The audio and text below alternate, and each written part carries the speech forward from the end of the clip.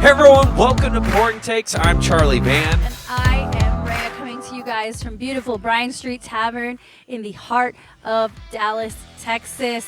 God, it's been a minute since we've been out here in these streets. It's been several weeks. We took a little bit of a hiatus. You were moving and traveling. I did both those things. I moved and then immediately drove 14 hours to Greenville, South Carolina, and then came back a week later. It was a lot of fun. Got to try local beers and stuff. Oh yeah, there. you brought some back. I brought you a beer called, what was it? The Great Charlie? What was it? I don't even remember. No, it's like, oh man, it's something like Big Charlie. Big Charlie. Yeah, I don't know. It was good. It was good, like amber. I liked it too. Yeah. I just saw the name and I was like, gotta get this for Charlie. I actually went out to a brewery over there called the Silos, and it's literally a brewery in Silos. It was a really pretty spot, and they had like, not food trucks, but like, the train, the boxcars, they had restaurants in each of those, like food truck style. So that was kind of cool. So it was like a park with all these train boxcars. So really interesting little trip we took. What have you been up to? I mean, I started my new job a couple of weeks ago, so just been, acclimating to that, going to some networking and mixers, what you do in sales. I mean, other than that, just been following our sports teams here as up and down and roller coaster that can be. And of course I live in the Village too, so we're having like DJs almost every weekend at our party pool come out. Thursday we have Cheat Codes. Saturday, Bonnie and Clyde. It's open to the public. Oh, come really? on, stop by. Yeah. Highly recommend. Every time I've been with you to the Village pool has been a great time. I love going out there. And I still don't get like a tan. Like I don't. You're not burnt either. Hey, I've had some summers where I look like this couch, right? This red, but Can't relate. Tom Thumb though has like a really good sunscreen selection. Yeah, Are you really just boosting Tom Thumbs? Yes, because it's kept me well. I can wear a shirt after the pool. Oh my goodness! We're a month into summer. Here we are, first week of July, Independence Day on Thursday. It's Tuesday today. What has been your summer go-to drink so far? What have you been drinking a lot of, Charlie Van? Well, I mean, I'm always usually a beer guy for the most part. I love St. Arnold's Summer Pilsner. It's one of my favorite beers. So I usually drink that, or I'll go back and forth between that and Love Street by Carbach, which you can drink any time of the year, of course, but it just makes it better in the summer. And then gin and tonics. Love gin and tonics. Really? Yeah. Gin and tonics are so fancy. I used to travel a lot to London for work once upon a time, and that was my go-to drink in London. There was something about the tonic water in London versus over here that it's so much sweeter and so much better over there. But I haven't had a gin and tonic in years. So, I mean, it sounds like you're drinking one of your summer ones. I am. So this is my go-to summer drink. I found it by accident that one time we were at Hero 2 or 3 years ago. This is a Deep Eddies grapefruit and soda with a little lime inside. I can drink this. I can drink 10, 12 of these and not feel a thing. In terms of being hungover the next day, it's perfect for being in the sun. It's not too sugary. And any of the Deep Eddies vodkas are just really good. I just love them. Sounds like a challenge, though. We need to see that the 10 Deep Eddies All right, challenge. pool day, Saturday. Yes, Let's go. we go. Let's effing go. That's what I was drinking at the party on Saturday. Oh, was this. Oh, okay. And I was the one in control of all you crazy people that were at my house. From afar, I thought it was a margarita, because that's another good option right now in the summer. I am enjoying the classic. It is Texas Tuesday, $3 Texas beers drafts here at Bryan Street. So I had to get me a Lone Star. I believe the PBR is also on special. It is. I just, I just have a very soft spot for Lone Star. Maybe it's because I was a fan of season 1 of True Detective, and that's the go-to beer there. No, I just always liked it. So shout out to Lone Star. Shout out to Bryan Street for their awesome specials. Missed being here, missed seeing everyone's beautiful faces. So it's good to be back in action. So let's just jump right into it. Let's start with this. Last time we were together was the day of Game 4, or the day before Game 4 of the NBA Finals. We're all feeling either a sweep is coming or a gentleman's sweep, and it ended up being a gentleman's sweep. Since then, Boston has had their parade. We've had the draft, free agency, lots of big stories. What have been your off-season takeaways so far? Well, for the Mavs, I mean, I think in the last 24 hours, which we'll break down here with Klay Thompson, but before Klay Thompson, I mean, going out getting Najee Marshall, No relation, by the way. yeah, Najee Marshall, getting Quentin Grimes, who's probably like a kind of a younger Tim Hardaway. Yes, you know? R.I.P. to I going know. hard for Hardaway. It had to happen. It I had know. to happen. I was mentally prepared for a Hardaway trade for years, and that contract was, I don't want to call it irresponsible, but given where the Mavs were, like in terms of like keeping free agents and signing free agents, they were a little thirsty when they signed Tim Hardaway to that 3-year, $72 million extension. Was that the original figure? So I'm happy to offload that contract. Detroit signed somebody else that was really big, so I feel like they're in a good spot, making moves, high draft picks. So initially, I thought he was possibly going to be a buyout candidate, but now I'm not too sure. Well, and it was sad losing, Dennis Jones Jr. I mean, the time that he was here made a huge impact. Derek Jones.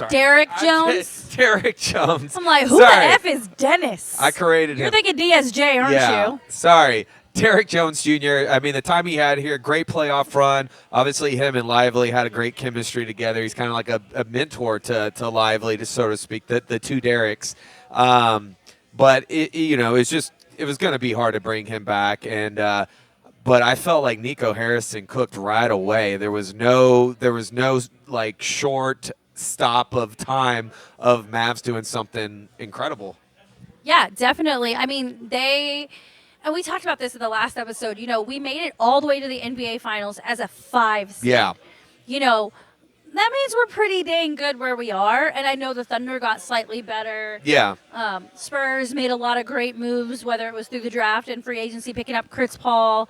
But I still think we were able to maintain that high contender status, even though we lost a couple players. Well, we did the ultimate thing. We did the ultimate move that is going to benefit by taking pressure off of two other veterans now in Luka and Kyrie, and that is getting Klay Thompson, which I'm going to say this. I remember, I think it was right after the play-in tournament. Obviously, they lost. The Warriors did. And there was a rumor circulating briefly around that this could be a move. He could be a conversation to the Mavs. Now, it's hard to take seriously sometimes rumors. Well, and especially given our history with how many free agents have burned us in the past. Yeah. Looking at you, DeAndre Jordan.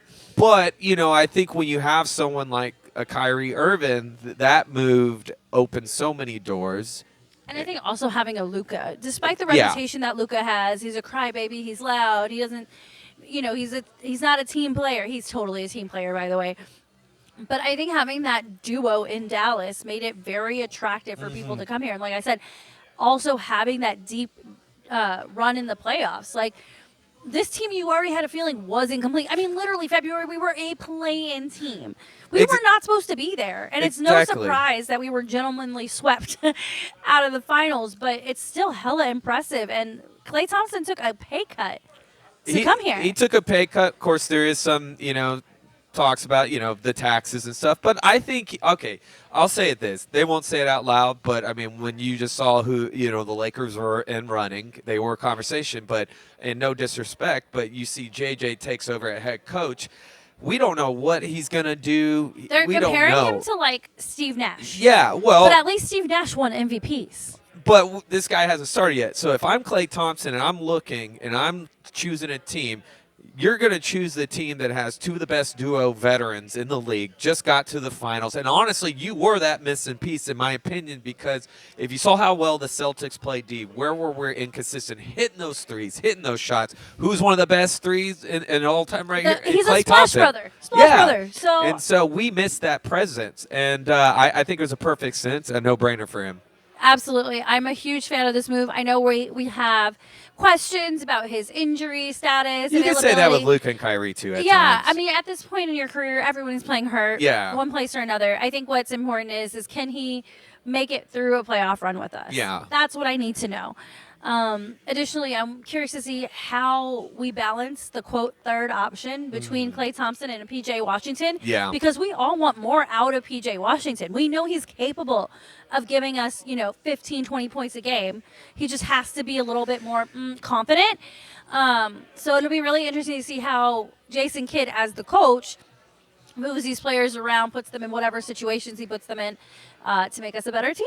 Well, yeah, and PJ's what, 25 years old, and having a veteran like Clay be right there, right next to you. I mean, this is what you need, veteran up, and it's only going to elevate them. I mean, and then I'm excited to see Najee Marshall, who stands on business just like PJ. He is not afraid to be aggressive and in your face. We need that.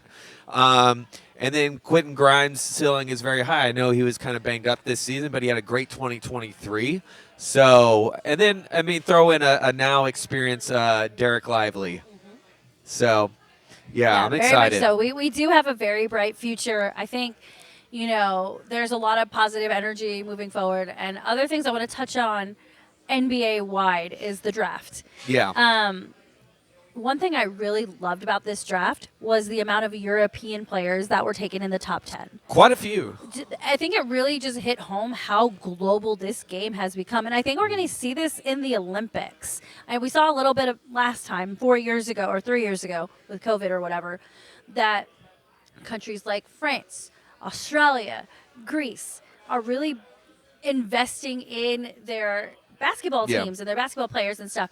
And the U.S. has legitimate competition at these international tournaments. So I'm very excited to see some of these young new guys put on for a country. Well, when you see someone like last year and Victor come in and just how his back-to-back ceiling, French guys taking number one, might I add. Puts to your point about the program over there, that's the evolution. And, we saw it many moons ago, with Tony Parker, and I think I'm excited about that. I'm excited that it's not going to just be the same old, which, yes, Duke and all these colleges have been producing for so long, but international teams have taken notice. And the fact that 2 years in a row they have the number one pick is awesome. I just couldn't believe it. It was like European after names I've never even heard of. It was really interesting to see. And I was going to say something else, and it completely just left my brain. But all of that to say, this Olympics is going to be very interesting and very telling about the state of USA basketball, which, by the way, I refer to as LeBron and Friends. I don't think it's like an accurate representation of USA basketball. But I think, these guys for these European and other nations are just going to give Team USA a run for their money. Well, it's good to have that competition, though. A team to go out and I know what I really was push gonna them. say. I was going to say, from a business perspective, with the NBA, now they're going to get to play all these. They're already doing it. They're doing it in the preseason. They're playing games in different countries. They went to Japan, China, Germany, whatever. But you can do more and more of that to just really grow the game, and that's super exciting. I love seeing it. Well, I'm ready for it. And it wouldn't surprise me if you have Team USA, Team France in the mix, maybe Slovenia. for gold. Slovenia there. Slovenia's always a good dark horse. I always find myself cheering for Slovenia. Spain was for a while. Spain's got a lot of young guys. Like, I looked at their roster, and it's you got Juancho from Hustle in there. Oh, I love that. By the way, one of the best basketball movies in current day. But, Greece has a great team with the with Giannis and his brother. Japan has a decent team. Germany even has a good team with Schroeder at the helm. So, like I said, USA basketball on the men's side at least may have a lot of work to do at the Olympics. Well, you definitely got some veterans there, and you got some missing veterans that I think could elevate it a little bit better. But even Canada's team's really fucking good. Hey, it's gonna be fun. One last thing on the draft is we haven't really talked about it yet. Bronny James. How are we feeling about the nonsense that took place behind the scenes to make sure that Bronny James got drafted by the Lakers and only the Lakers? Is that surprising, though? No. I'm not surprised. But I kind of feel like he's not ready. I None feel of us like he's ready. going to be probably in the developmental for a little bit. I think JJ just said, or I saw a quote like, yeah, there's not been really talks to make him really a thing right now, nor should there be. I mean, he's very green. I mean, I'm just going to say, we'll see how the health goes too. I mean, I don't think you should rush him, but I don't, he's there because of his dad.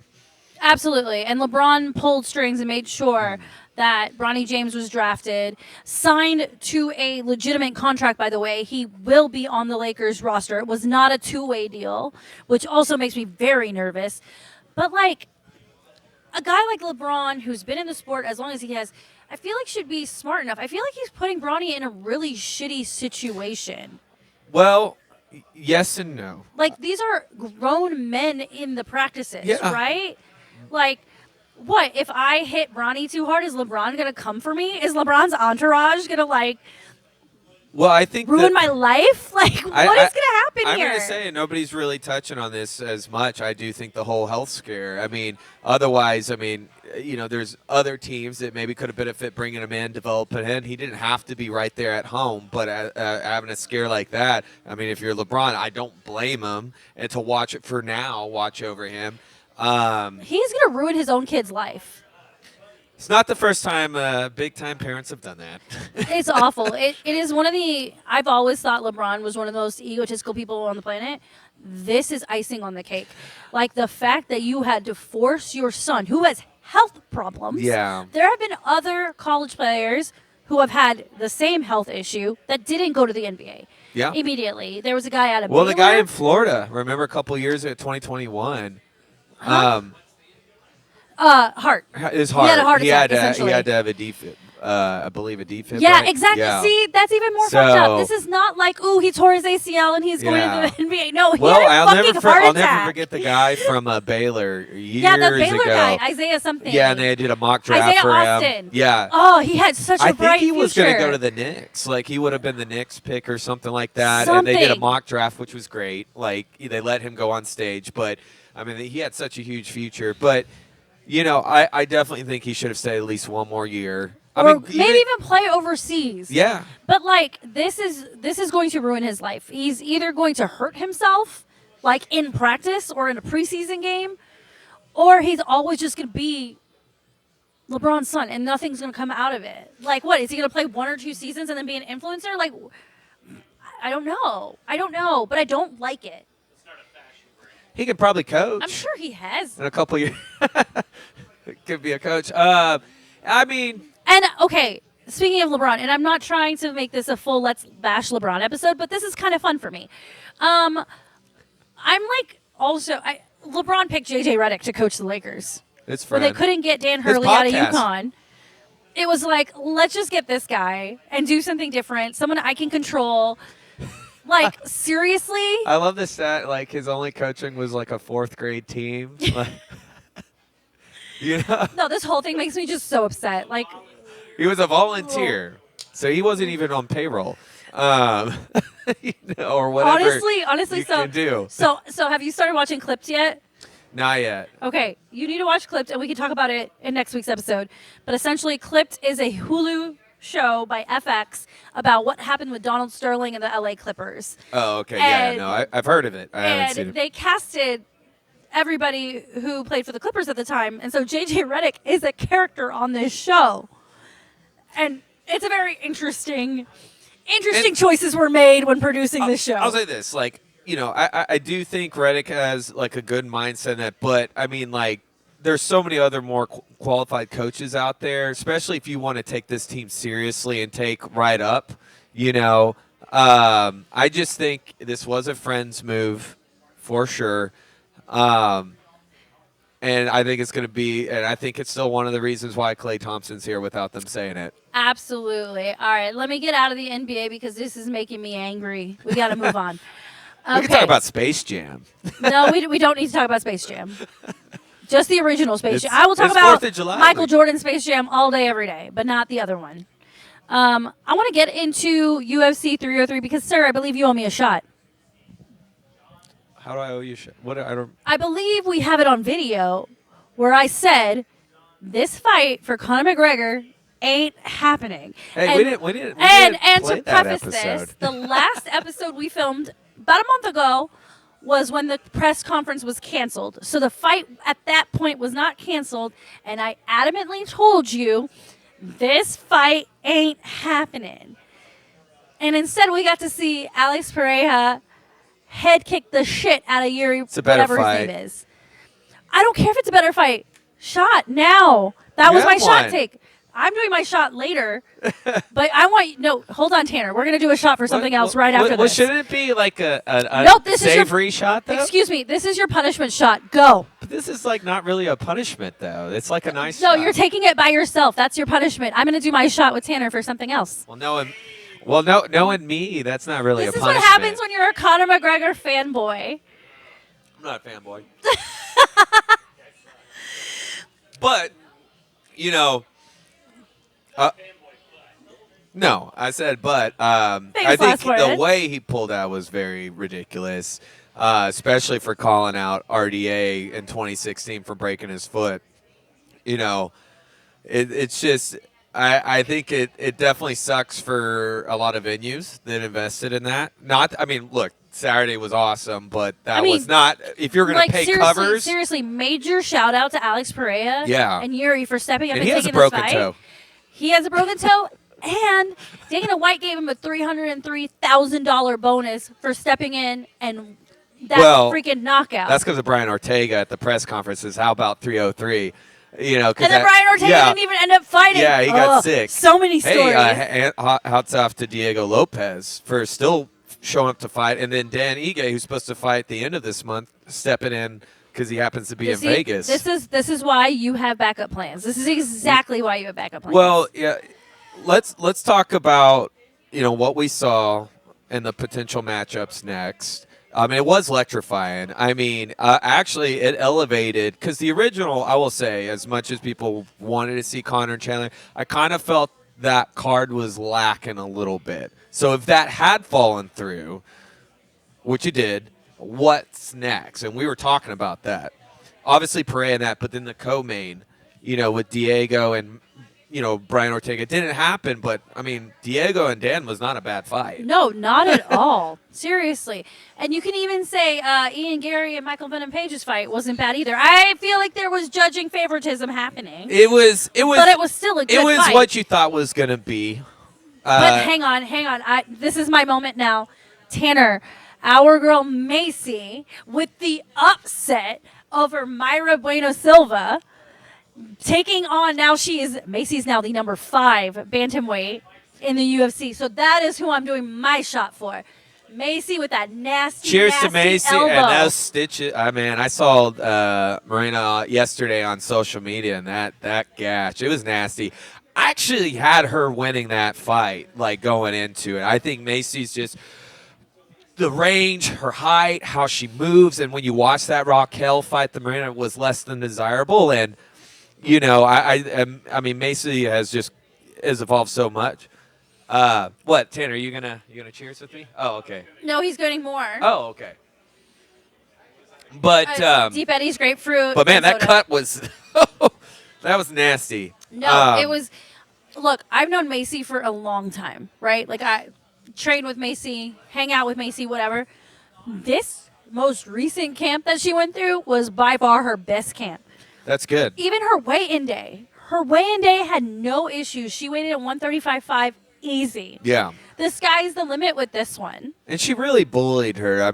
You could see the out strength there and just the transition, the takedowns, and really Miranda had no answer. And honestly, it was almost similar, obviously not the same result, of what Macy started doing to Irene Aldana. Up into that liver shot, she was in that same position and maybe a couple shots away of possibly putting her away. And, as you can see, you can tell how healthy she is and how, because, there was the happy. She was happy. And she's got that frame and that's tough to deal with. She fights her size. 5'9", 5'10" bantamweight. That's a lot to deal with. Yeah. Believe me. And I will say this. I think she deserves the title shot. I know people are like, Kayla hasn't fought anyone yet. But I know she's open to the Kayla fight. You took the words right out of my mouth. Her now officially being ranked number 5. Kayla's ranked at number 3. Yeah. I don't feel like Kayla just deserves to go up against Rocky because she's Kayla. I think Kayla's got to take one more fight in the division. Well, it's going to be Rocky Juliana next. That makes sense to me. I say Rocky and Juliana are up next, but I would say title eliminator between Macy and Kayla. Which really, these are probably the two in weight class aside best 145ers. If you think about it. Although, do you think, given that Irene Aldana's there were 4? No, because Irina had her shot. She lost to Amanda. And honestly, didn't look very dominant to get that, right? I mean, that could have been Macy in that shot against Amanda last summer. No, I think when you look at what Macy just did and what Kayla just did to Holly Holm, I mean, that makes sense. Do a title eliminator or interim if something happens or something like that. Rocky was in the audience. Rocky was watching. I mean, if you wanted to break, I know, Macy looked good at 135, and actually Kayla did too, but that 445 title's still there if they wanted to do that. I mean, I'll leave that up to the professionals. Either way, I mean, but as contenders. a big-time female fight fan, I would like to see Macy go up against Kayla. I would really like that. And, again, as a fight fan, say Kayla wins. Kayla takes on Rocky, the winner of Rocky and Juliana. Say she wins that.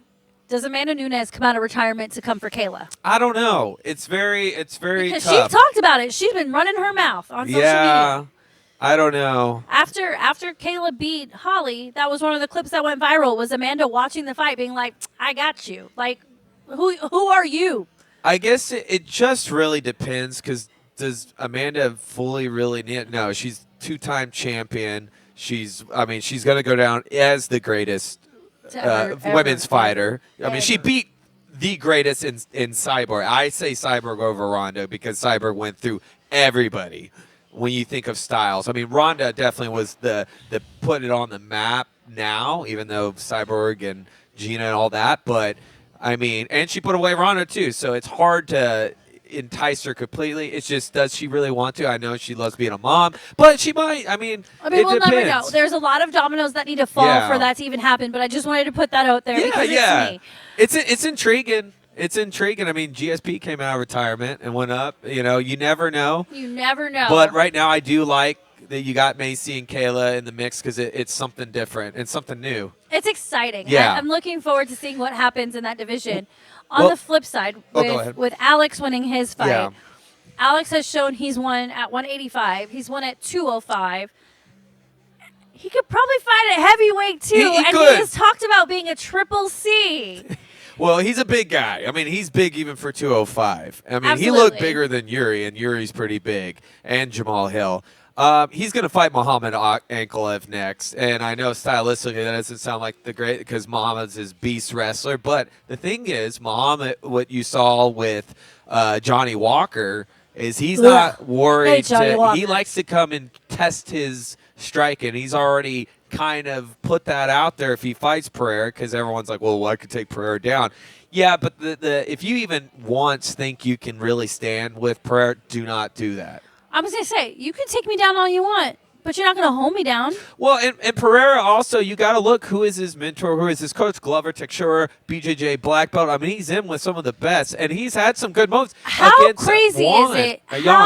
Seriously, how crazy is it that Alex Rayya is a kickboxer that just decided to do UFC because of Israel Adesanya and is now one of the most dominant fighters with the lowest amount of skill on the ground? Like, how wild is that to you?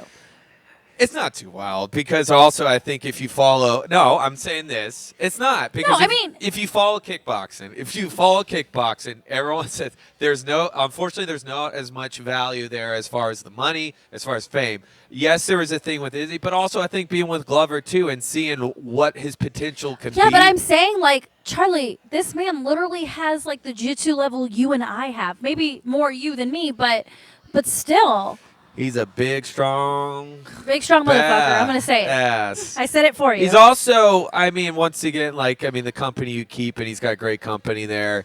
And, I mean, he's the best in the world. And you have confidence because just let it stand and nobody can stand with you.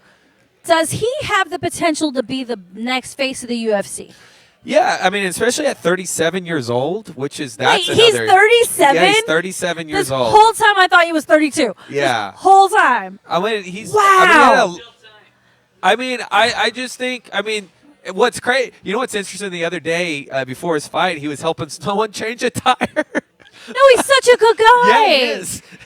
And his kids, I love seeing his kids. Oh, the kids are going crazy about cage side. Did you see the video Yeah, of them yeah. celebrating? And, it was so cute. And him and Glover have such a fun relationship too, friendship, and you know, I mean, but he's just so composed. Like it's not when he was changing tires, like it's nothing, and that's how he fights. Somebody pointed that out. It's like it's just nothing. So, what do you think Alex Pereira needs to do to be that star? Because we've seen it in the octagon, we see it on the streets, but what does he need to do to catch that fire, be that man? Not necessarily the next Conor McGregor, but that's kind of the road I'm going Well, down. I mean, right now he's when edging you close say to the it. word UFC, you play word association. You're gonna say Alex Pereira, not Conor McGregor's name. What does he have to do? If he puts out Muhammad Ankalaev, who is a boogeyman, if you follow MMA like that, like if he could do that, I mean, first of all, nobody has defended the 205 belt since John Jones like that, like consecutively. It's been flip-flopped around since Daniel Cormier vacated it in 2018. Well, John Jones went up, obviously. You know, he beat Dominic Reyes. Since John Jones. It's Okay, vacated. fair enough. So, yeah, I think he's one more fight away. I mean, he's viral everywhere you look. I don't think he necessarily has to go up to heavyweight, but it will be great. And if he doesn't win or lose, that's going to make him huge. The he's drama, already huge, the drama queen in me no longer cares about John Jones and Stipe Miocic. I want to see John Jones and Alex Pereira. Yeah, I mean, that would be the ultimate test because I know a lot of people are, well, Cyril gone, look at that. But Cyril, I don't think has near the athleticism or speed. That's the thing. He's a good striker, but he's very light on his feet. I feel like stylistically, Alex Pereira and John Jones are very, very similar. Whether they do it at 205 or at heavyweight, it's going to be fireworks. It's going to be fun, and they're going to move around a lot. They're not going to look like drunk, oversized toddlers. It's going to be great. And obviously, John's going to be favored because he's John, but when it comes to striking, believe me, it's Pereira all day. Yeah, you know what John Jones is going to do? Try to poke him in the eye. That's what John Jones is But, going to do. it'll be fun. I mean, and we'll see what happens. I mean, and John's 37 too, and he's coming off of a torn pec. It is such a good matchup. Think about it. It's going to be iconic. Also, Pereira and Tom Aspinall, who likes to keep it and just explode. Any of those. So I it's know popcorn fights. we've got Ilya and well, not officially, but that looks like what it's going to happen in Max Holloway. and Max Holloway for the Sphere in September. Why not put John Jones and Alex in that spot? Why not? He's John not Jones, if he's ready, but maybe MSG. He said he wanted MSG in November. Well, that's when he's cleared. I mean, he tore his pec in November, so it's 8 months. So. Yeah, all right. I got too Yeah. excited. All right, fine. Take me to MSG in November. I mean, I think Ilya and Holloway. let me see John Jones and Alex Pereira. I mean, I would be all for that. That would be the And he greatest can still be gift. 205 because he obviously can cut down. I mean, the guy walks around like two. He gained like 25 Fuck it. pounds on Saturday. Fuck it. Do it at heavyweight. Let me see this guy become the triple. No, the I'm saying first do it triple at heavy. champion. I'm saying he has nothing to lose. Yeah. He's still going to be champion. He can go back and down like that. He gained 24 pounds on Saturday. I saw the video. He's the like- pictures. Oh my goodness. So, I mean, I don't know how he made 185. Well, he just really wanted to beat Adesanya. That's what he wanted. It is crazy And how that's- he did chase him like that. You know what? That makes me respect and love him even more. Is it kind of like a crazy ex you just can't get rid of that's just following you just to make Oh your yeah, I life have hell? one of those. I have one of those. Yeah, yeah. Any chance you get, you put on your best face and you flash your pretty engagement ring and you tell him he can go fuck himself. Well, and real quick, Diego Lopez. Diego, Thank you. I want to see Diego and Brian Ortega still happen. I think that's the fight to make at the Sphere too. I know they want. If not, Diego Volk. Oh, that'd be great. Yeah. I'm all in on that. I mean, because if The Diego hair would've- versus no hair. if Diego won Saturday against Brian, he's the next in line after the whole Holloway. Absolutely. You know, Absolutely. So yeah, no, it was a great night of fights. I mean, also, we saw the little Chandler saying he could be next in line for Islam. I think that could He be did just say that. baiting with Connor. If anything, It's so unfortunate. I feel for Michael Chandler because it's not like Michael Chandler is involved in these Conor McGregor no, shenanigans. he's just chasing him. He's collateral damage. But also, it's The fact that he hasn't fought in so long because he's chasing a unicorn makes no sense for him. I think he needs to fight this year. well, he against has somebody. to. He's about to be 37 if he's not already. He hasn't fought since November of 2022. His last win was May of 2022 over Tony Ferguson. So that's why people are kind of like, there's no way he's fighting Islam, 2 and 3. But I think he And probably plus, is. Islam calls his own shots. There Yeah. ain't no way he would let Michael Chandler step in out of nowhere. This could be baiting Connor come back sooner, or they said, hey, if Arman Sarukian, who got, by the way, I think this is stupid that he got suspended as long as he did, because a fan tried to interfere with him when he was walking out 300. And yeah, he attacked back, but what do you expect? He's going to fight. The security always have been crappy when it comes to fighters' walkouts and people in the crowd. But if he takes an anti-bullying video, he can come back in October, which would put him around Saudi Arabia, which would make sense for Islam.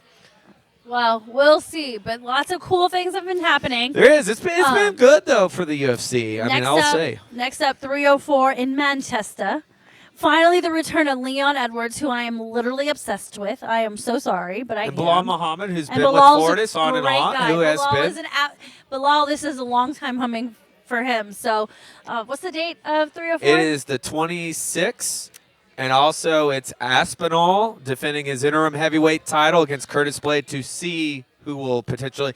And I called this before. I how said this lucky are needed we? to happen for Absolutely. Aspinall, not to wait this long for John Jones. No, definitely. I'm really glad they gave these guys fights. And like you said, big sports weekend, by the way. That is the same weekend the Olympics open. I know. So we're going to have One's so in Paris much and one's in London or Manchester. Manchester. Do you know the difference between the accents in the UK, by the way? So I watch stuff on TikTok where they judge different accents. There's Manchester, which is Michael Bisping. Uh-huh. London's a little more proper, I feel. Well, there's Little two bit sides more. to London. There's like the rich side where they speak properly, and then you've got the poor people who speak with all this And then there's Birmingham. And what about Liverpool? Oh, yeah, Liverpool. And then, because Paddy Pimblett, is he a Liverpool? Paddy. Yeah. I forgot where he's from. He's from that area, but they always talk about it. And now there's a thing on TikTok where they're like, whose accent is the worst? The thing. Yeah, the I worst. love people who can do multiple accents. I can't. I worked with a guy from Manchester, and the way he talked was literally my favorite. So every time I do my British accent when I drink heavily, it's Jake's accent. Sorry, Jake. I only did a British accent once in high school because I played Edmund in The Lion, Witch, and the Wardrobe. So Ooh, that's a good role for you. was it because I was 5'2"? Yes. That is not. And I had no facial hair, and I was 16. That is not what I was going for. So they're like, anytime there was a kids role, they're like, Charlie, here you go. Oh my god. I was just like, Turkish. What was Turkish I was Delight? like, Turkish Delight. Mr. Tumnus. Oh my queen. god. I can't queen. even. I can't even. Please The stop. queen. Please stop. Please stop. You're going to get Rayya Spice out here in these streets in a minute. Oh, we got to get the Spice Girls out. Apparently, I would have been Baby Spice just because that's. I'm definitely a sporty Spice. Definitely. But anyways, or a drunk Spice. Who knows? Anyway. That's Spicy Spice. You know what? Ice Spice, she said the most iconic line. She said, "You think you're the shit? You ain't even the fart."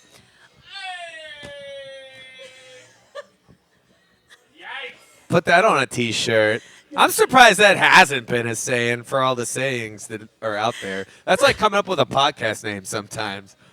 And then when you realize it hasn't been taken, you're like, I'm a genius. Oh my god! Yeah, Oh my you know. god! I feel like I ruined Tanner and Charlie. There are 7 billion podcasts out there, and they all have stupid names. So silly. But you know what? Pouring Takes was not taken. Surprisingly. Surprisingly. Out of all the years of podcasting and shows out there. All right. Speaking of pouring takes, because I just made you pay off a shot take bet Yeah. for the UFC. You got 5-6 months left in the year. What is the one thing you want to see before the year ends? Fight-wise, just like a matchup. It could be a fight. It could be I need X person to be a belt holder. It could be whatever. I'm giving you all the creative liberty in the world. So the fight that I would love to see, I would say I do want to see Israel DDP. I mean, it's talked about, but nothing's unique because I think that's a very interesting match, and they have beef. DDP is Drakis Duplessis, Duplessis, who, by the way, is a great singer. He was on Masked Singer overseas, South Africa. Oh, he I can did not actually know sing. that. That's really cool. Yeah, oh, I sent it to you. I forgot. Okay, he can sing. There's a lot of vodka in my system. I would say also I would love to see Kamaru Usman back one more time. There's still great fights at 170 or even 185.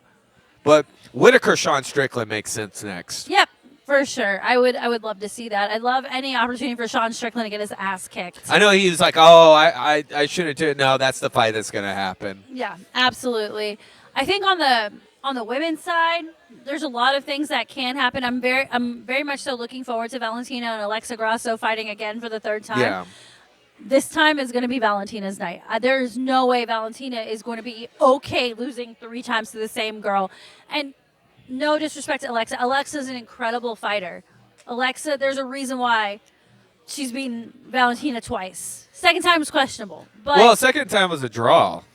So. But I will say, Valentina will have her belt back by the end of the year, plus a title defense.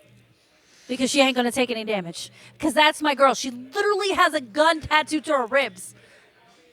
She's bad. She's a bad bitch. I mean, we will see what happens. The Ultimate Fighter's been very nice. It's been great. It's speaking of international, it's majority like all international. I know it's fighters. all international fighters. I've only seen the first 2 episodes. So yeah, no, behind. it's been good, and actually both have done a really good job coaching. No surprise there, but it's great to see that they're getting those props. I think it was episode 2 where Alexa is training a guy from Mexico and she's telling him how to box in Spanish. Yeah. I thought that was cool. Yeah, so he was a wrestler. Cool. He was a wrestler in Mexico. I think he was in the Olympics, and big time grappler. Now, if you're on Team Shevchenko and you like to drink water, you do not get to do that at practice. No, you don't. No, you don't. It's like a Coach Safe practice. Coach Safe doesn't let you drink water in practice. This is an on-stop, but that's How dare you ask for water during a Coach Safe practice? That is no surprise there, but I mean, I think she has the ability. I want to see that division, though, build more contenders. Yeah, definitely. And I'm actually really disappointed in Macy Barber dropping out against her fight. Against Rose's fight in Denver. That was going to be this month? Well, Fenoit's the next contender. Marion I'm Fenoit. excited for her. Yeah, speaking of France. Vive la France. Yeah. It's just, does she want to wait, for a while? Yeah. It just depends on how the sphere goes. Like you said, that could be the end of December, if not January. Yeah, absolutely. And Wei Li. We need Wei Li back. But that division, I don't know now. Because she is now cleaning back out house without Rose fighting her. Yeah, absolutely. Wei Li's at the top of kryptonite. her game right now. Yeah. I mean, she's out here taking down Francis Ngannou. Holloway, Ilya, that's the fight I want to see the most. That's the fight. Yeah, absolutely. Holloway deserves it, especially with his BMF showing against Justin Gaethje. Ilya is also an absolute tactician. This is fun. Could be a different undisputed title fight. BMF title versus featherweight title. Interesting. Doesn't matter what size.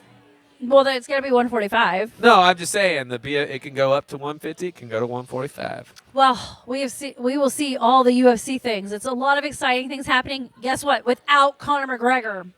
Yep. But if you want to see him again, you can watch Roadhouse on Amazon Prime. Oh my God, you broke me. You absolutely just broke me. It's out there. Okay, well, this was a really fun conversation, but I'm going to shift into something a little less fun. I want to talk about soccer. Okay. We are in a world right now where we get to see the Euros by day and the Copa by night. Do you know the story with the Copa? I do not. Let me enlighten you. Naturally, the Copa was played among Latin and Central American teams only. However, with Team USA, Team Canada, and Team Mexico jointly hosting the 2026 World Cup, they were invited to join the Komen Bowl, which hosts the Copa every, is it 2 years or 4 years? I don't remember. But it's like their big tournament, and we were invited to join.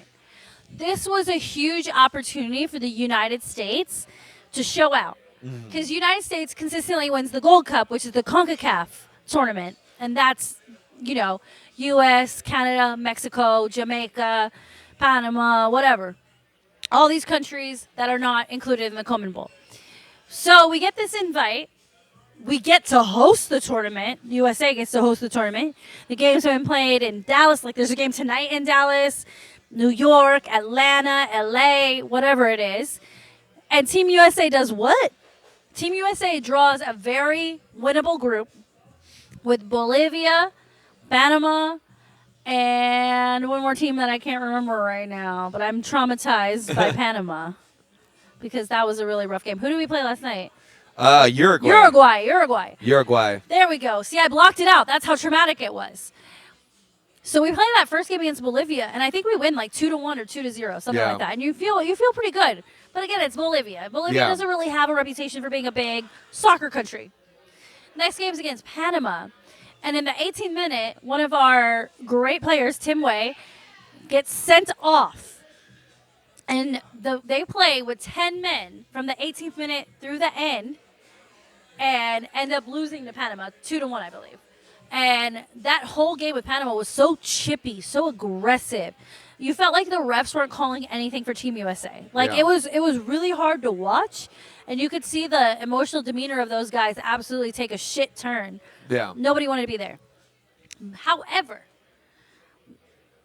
Panama playing Bolivia while we were playing Uruguay last night. Bolivia ends up taking the lead on Panama in the second half of our game. But of course, the players don't know that.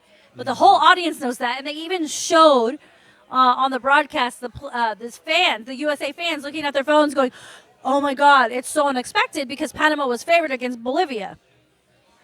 And so you're like, oh my God, we have a chance to advance. Top two teams in the group advance, just like in the World Cup. Hey, what do? They let Uruguay score a goal. Of course. But isn't this typical U.S. men's soccer for you, though? Here's my problem with everything. When we walked away in 2022, we were in a good place. We had advanced to the knockout stage in the World Cup. We had hired a new coach, putting that in air quotes because this is Berhalter's second turn with the team. You could see the talent coming up with Weston McKennie, Christian Pulisic, Tyler Adams, Sergio Dest, like all these really great players coming out of the U.S. that you could be excited about. You're like, oh my God, they're literally like 22 at this point. They have all this time to go together. By the time the World Cup is hosted here in the United States, we could be contenders. In fact, FIFA ranked us as a contender. There was a lot of things to be excited about. But the way they showed out against these lower tier teams, which all three of them ranked below us, was really hard to watch and hard to digest as a USA soccer fan. I know you saw the results, but my takeaway from watching the game... I saw the fire the coach chants too. They went viral. Oh, I hated the signing to begin with. Yeah. It's so crazy to me. I feel like U.S. soccer is just one of the most corrupt teams out there. I mean, all the FIFA teams are corrupt. Let's be real. International soccer is a shit show. Man, when the president, was at the Cowboys game, I think this past season. Yeah, absolutely. Man, the boos that erupted there at AT&T Stadium. I mean, you think about the women. When Spain won their World Cup, their president of operations was trying to make out with a player on the field during the victory celebration. That shit's fucked. Yeah. So across the board, I feel like with the men's team, we have all of the talent, but we don't have a leader that puts them in the right situations to win. It's like watching one of our NBA teams, like Jason Kidd before Jason Kidd really picked up his shit this year. Hey, here's all the talent. Here are all the great players. They all play in Europe for credible teams, Chelsea, Juventus, whatever. But you can't score a dang goal? Are you kidding me? Oh, this is now turned into me ranting about soccer. Who saw this coming? Well, that's what we do. You know, we have our drinks and we have our vents. We rant. I'm just really unhappy about the whole thing. I mean, you're not the only one. It's embarrassing too, It's especially so on what they embarrassing. were able to draw. You're hosting it in your country, you know, and so it's super embarrassing. Oh my God, I'm literally about to cry. Well, that's a different kind of pouring take. Drink. I even bought a really cute USA jersey. They have these like red, white, and blue, and they're like tie dye this year, and I bought one. Wear it for 2028. Oh, no, I'm gonna wear it during the Olympics. There you go. During the Olympics, I'll wear it. There's always something. You got 4th of July coming up. You got the Olympics coming up. Women's soccer is always kicking ass. So the women's team is going to be in Paris. Okay. Like the girls were used to. They announced the lineup this past week. No Alex Morgan, by the way. Left Alex Morgan off the roster, but I'm okay with it. We have an entire new generation of outstanding female soccer players. Sophia Smith, Trinity Rodman, like it's gonna be fun. It's all gonna be a lot of fun behind Captain Lindsay Horan, who's been on those winning teams before. So We'll I ain't be worried okay. about my girls. I ain't worried We'll about my be girls. okay. Also, our men's under 23 team qualified for the Olympics. Olympic soccer is different than FIFA. Yeah. So Olympic teams for the men is their under 23 team, but they're allowed to bring 3 players over the age 23 per team. So it'll be interesting to see which one of these soccer studs get called up to the world stage. I don't know beyond that, but I do know USA did qualify, so I don't know if any of those guys are going. Well, there's redemption there. I mean, it sucks to see the men just lay an egg, but, you know, It's embarrassing. not unusual. Are you singing to me to make me feel better? It's not unusual. That actually really did make me feel better. Thank you.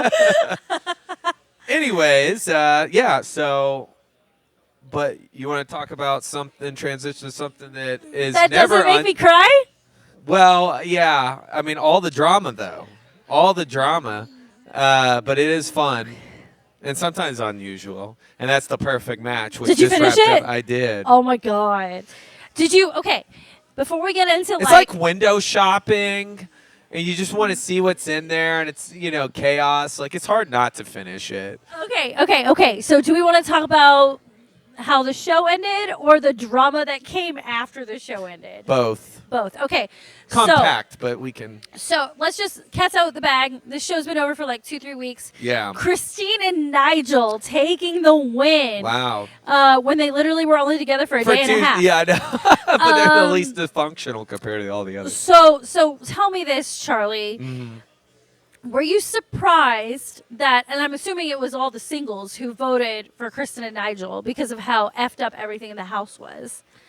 How do you feel about them stealing the win last second? Well, I mean, I really did think it was going to be Stefan and Laura because I thought It's Stefan, whatever. Steven and Laura, like I thought they were going to win it. I really did. But you know what though? I feel like everybody that's been there since day one, that's the toxicity that was there. So Well, that's So the they had an toxicity unfair develops advantage. when you are in that house building the relationships, not just with your perfect match, but with everybody in that house. yeah. If you're like a Kaz and you're going to hit on everything that walks, of course there's going to be drama. Or if you're going to be Like Harry? Drink. Heavy. Harry Towsey. I love Oh her, but I my love God. everybody else. Harry. Man, Harry what a Towsey. mess. Wow. You know, I read stuff after filming Wrapped or whatever that he was not even concerned that Netflix was going to give him a shit edit because of how important he is to the Netflix universe. Well, also, he's probably just used to like what he brings to the table and what he's done even Oh, I'm previously. sure he had a producer in his ear the whole time being like, you need to fuck around. I mean, he is chaos. Like, there is... Hurricane Ari. Yeah. I mean, he, him and Jessica, glad that, that they did not work out. I will say. That did not need to happen. Okay, but literally, shout out Jessica for the way she handled herself on Yeah. camera. Well, you saw how she did in Love is Blind, too. But, like, I didn't think it got better than that. Hey, she knows what she wants. She stands her ground, but she's, but also does things respectful. She's adult, and unfortunately on a lot of these shows, despite the age, people don't act like that. And that just the maturity that she has. And so, you know what? They don't do this, but I'm for her having a crossover being the Bachelorette. Oh, she'd make a great Bachelorette.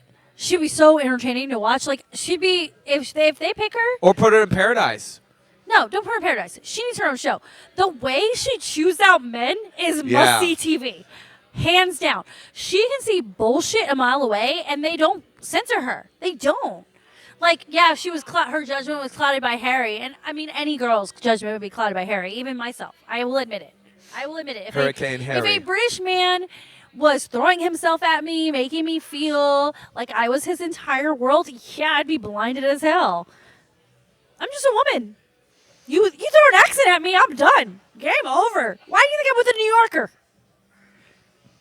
Well, Harry is Charlie's something like, else. I don't know what to do with that. Hey, I do the same thing. If a British person, I throw myself around too. I think it would matter what accent it was. Yes. like- This you is like- true. you If like someone Southern just said, accents? "Hey Charlie," I'm like, "Oh, hey." You know what? I carry this engagement You know ring what? in my pocket. You know who I connect with on that? I'm Mitch. I am totally Mitch. Mitch was the guy. Remember him and Micah? Like, he was the friend zone guy. He was the friend Izzy. guy. His name was Izzy. You know what? You just made up a name. We didn't get to see Mitch because he didn't make it onto the set.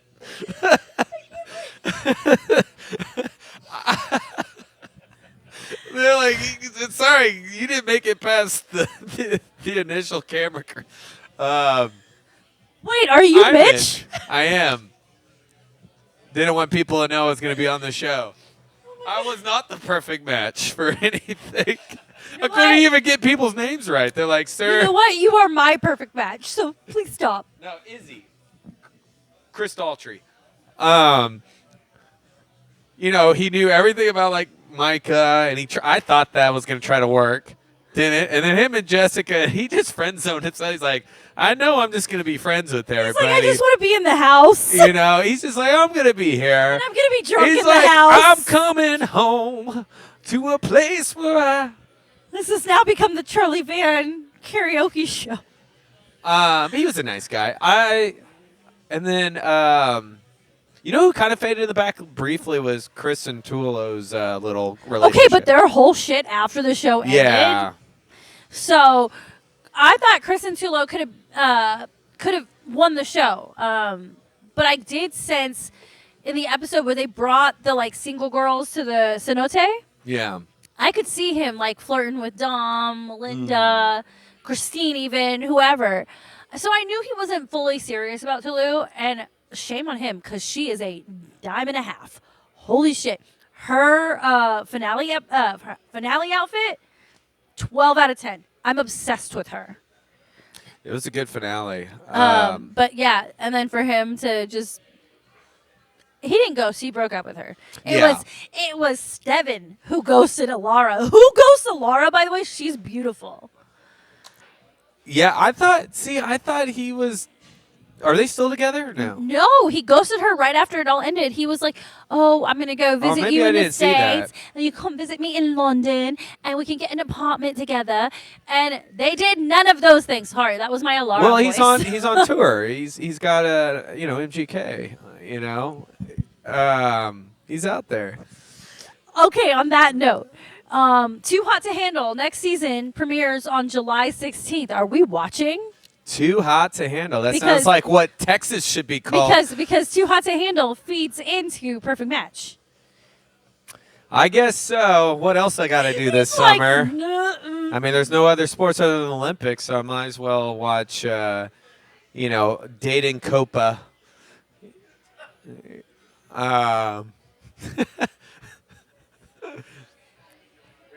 Can't be more it can't be I disappointing really like what just the U.S. need a did. snack now. Yes. Well, that's what they would say on Too Hot to Handle. That's a snack. Anyway, but I'm looking forward for another round of Too Hot to Handle. We have the Drink. Olympics You said coming another up. round. Look at you. Look at you. You did so good. Yeah. All right. Well, we are ready Yes. for it. We got some more shows to watch, more sports coming up. Oh, real quick, Yes. because we didn't put it, but we lost Tanev real quick to Oh, yeah, we should talk about the Stars just free real agency and briefly. draft. Also, wait, before we get into losing Chris Tanev, did you actually watch the broadcast of the NHL draft by any chance? A little bit. Yeah. What did you think about the Sphere? I thought it looked cool. I kind of would love to see the NFL draft there. Like, I agree. I think it's a beautiful venue. I thought the graphics were on point. The trade horn was my favorite. yeah. But they did close out that broadcast saying that they might do NHL drafts remotely now because there's so many international players and it makes no I can sense to see fly that. them out. So, and just like the NHL, the NFL, the NHL also has like 7 rounds, I believe. So it's such a time commitment. Nobody was really watching it on TV outside of the first round, so I could totally see them going full remote. So that's something to watch. But the Sphere itself, dope venue. Oh, yeah. Absolutely. I mean, they've had you two there. So did everybody's iPhone 8 years ago. Good one. Good one. But real quick, yeah, Chris Tanev, I'm not too surprised there because we knew the money. But luckily, Duchesne's coming back for one more year. I just want to see them add one more. They're on defense. Obviously, you moved on from Suter, which had to happen, but still, that's vacant. Also moved on from Wedgwood. Wedgwood, too. He's going to be in Nashville, Smashville. So I'll probably see him. And then, obviously, Pavelski gone. They got some young talent. I still would like, and they picked up some nice free agents. Still would like to see a sprinkle here and there, but I do believe in this team, though. So it looks like Pete DeBoer is here to stay, huh? At least one more year. All I right. don't doubt what he does in regular season. We'll see what he does. Can he get them to that next It's level? going to be really hard, when you think about it in terms of games played, Yeah.